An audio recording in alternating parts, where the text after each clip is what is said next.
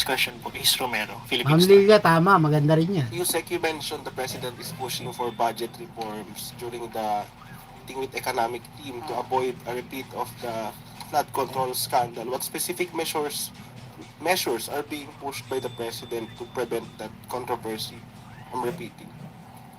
Ngayon pa lang po ay pinasisimulan na po niya. Unang-una, meron po tayong mga transparency portal para kung ano man po ang mga mangyayaring activities sa mga ahensya ng gobyerno ay makikita na po ng tao, lalo-lalo na po yung mga tungkol sa procurement at sa mga bidding, isa po yan. At unang-una sinasabi din po, pati nga po kanina sinabi ko tungkol sa LGU, naggastos ng pera na naaayon at dapat may transparency and accountability. Did the economic team and the president discuss about the weakening of the peso during that meeting? Wala po sa akin na ipaabot sa ngayon, but tatanungin po natin maya-maya ang economic team at para makuha ko po yung pinakadetalye patungkol siya. Thank you. Next question po, Tina Maralit, Manila Times. Good morning, ma'am. Ma'am, a Filipino citizen was reported to have been among those killed in eastern Ukraine. Russia allegedly has been recruiting foreigners para sila ang isabak sa gyera. How concerning is this for the Philippine government kung totoo po ito at anong mga ahensya po ang dapat kalampagin tungkol dito? Wala po pang na ipapaabot sa atin patungkol po dyan, pero titignan po natin ang pinakakonteksto at aalamin po natin mismo sa Secretary of Defense. Thank you, ma'am. Next question po, Chloe Hufana, Business World. Isag balikan ko lang yung meeting kahapon na sa Thursday pa ilalabas ang full year GDP growth report, pero I was wondering kung na-present ba in advance kay President yung figures. Ako po'y walang personal na presensya sa nasabing meeting dahil po tayo ay nandito at nagkakaroon ng press briefing. So ang inyong mga ibang katanungan para sa detalye ay maaari ko pong ibigay sa inyo maya-maya. Sige, thank you po. Yun na po huling tanong, Yusek, back to you po. Okay, Ivan? Yusek, kumustahin lang namin ulit ang Pangulo kasi napansin namin yung event later ay liliban muli siya. So far this week, wala pa po siyang engagement sa labas. Yes. Palasyo. Dito Sa muna. Pangulo. Private meetings muna. Maayos po ang kanyang kalagayan.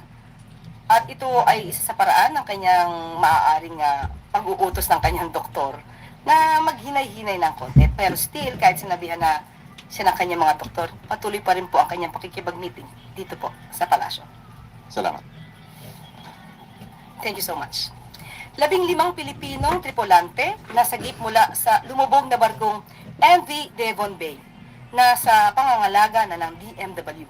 Alinsunod sa direktiba ni Pangulong Ferdinand R. Marcos Jr.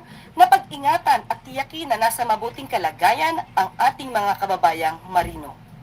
Sinalubong kahapon ng pinagsanib na puwersa ng Department of Migrant Workers at Overseas Workers Welfare Administration ang mga nasagip na Pilipinong seafarer mula sa lumubog na barkong MV Devon Bay.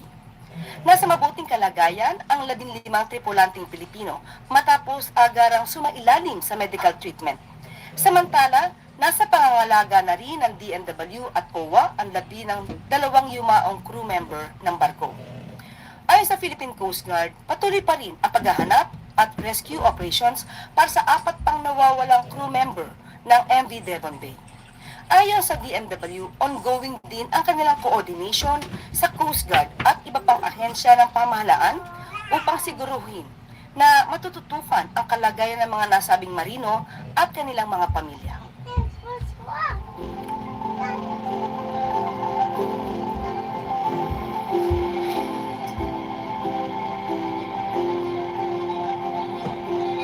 Alam ko nakasagip nito yung Chinese Coast Guard eh. At least mababait rin naman sila. No?